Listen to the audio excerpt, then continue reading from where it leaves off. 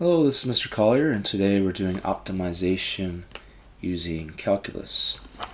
Okay, so in the first example, we have a farmer wants to construct separate closures, one with a rectangular region, one with a triangular for holding sheep and pigs.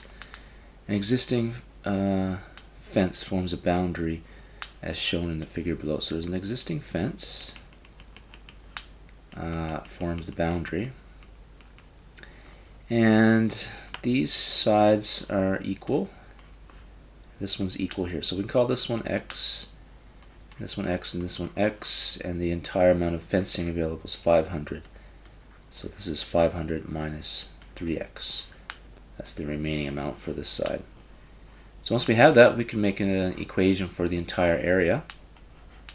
The area equals x times 500 minus 3x plus the area of this triangle is half x squared. Okay, let me simplify that a bit. It's 500x minus 3x squared plus half x squared.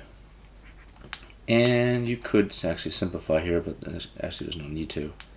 If we want to find the maximum, we can find the derivative. dA dx is 500 minus 6x plus x, so it is 500 minus 5x. Okay, if there's a maximum, it's going to occur when the derivative equals 0. So we have 5x equals 500, x equals 100. Okay, so then we can figure out what the area is by substituting that into the area equation. So the area equals 100 times 500 minus 3 times 100 plus half times 100 squared. Okay, that's 100 times 200 plus half of 10,000, which is 20,000. Plus 50 or 5,000. It's actually 25,000 square meters, I guess.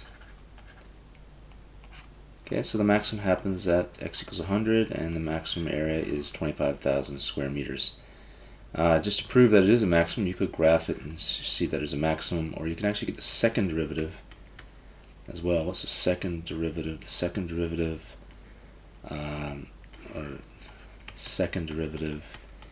is -5. The second derivative is negative. That means it's always concave down, so we know for sure it is a maximum. Okay, next question. We have a man in a boat 3 kilometers from the nearest point on a straight beach. So let's draw that. Here's the boat, and here's the beach, and he's 3 kilometers from the beach. His destination is 6 kilometers along the beach. So let's call this his destination. If he can row at 4 kilometers per hour and walk at 5 kilometers per hour, towards what point should he aim to make it to his destination in the least possible time? So this is 6 here. So the optimal solution here is not straight across or rowing straight to his destination. It's somewhere in between. Okay, so let's draw that situation. So he's going to go somewhere in between. So D is over here. He's going to aim for some point on the beach and then walk the rest of the way. Okay, so this is 3.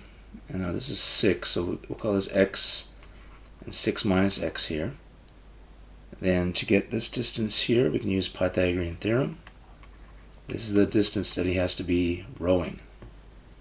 Okay, so then it's a matter of just setting up an equation and finding the derivative to find the minimum distance, or the minimum time. Okay, so we have time equals distance divided by speed. So time equals, the distance he's going is root 9 plus x squared divided by the speed. His rowing speed is 4 kilometers per hour. And then he's walking this distance, so that's 6 minus x, and his speed is 5. Okay, so what we want to do now, maybe I'll rewrite it slightly differently. A quarter times 9 plus x squared to the power of half plus 6/5 minus 1/5 x. Now we'll find the derivative. So the derivative of this, we do half times a quarter, which is 1/8. It's going to be 9 plus x squared. Reduce the exponent by 1. And then by chain rule, I multiply by the derivative of what's inside the brackets, which is 2x. Then the derivative of 6/5, that's a constant, so it's just 0. And the derivative of negative 1/5 x is just negative 1/5. Okay, if we want to find the minimum time, we'll set this equal to 0. Here we have 2 times 1/8 is a quarter. And this is going to be x over root 9 plus x squared minus 1/5. So we have 1/5 equals x over 4 root 9 plus x squared. Then I'll cross multiply 4 root 9 plus x squared equals 5x. Then I can square both sides. 16 times 9 plus x squared equals 25x squared. So 16 times 9 is 144 plus 16x squared equals 25x squared. So we have 144 equals 9x squared. We can square root both sides. We don't need to worry about the negative because negative x is not a possibility. So we have x equals 4. So x equals 4, so this should be 4. You should aim for a spot 4 kilometers down the beach. So let's see what time we get when we have x equals 4.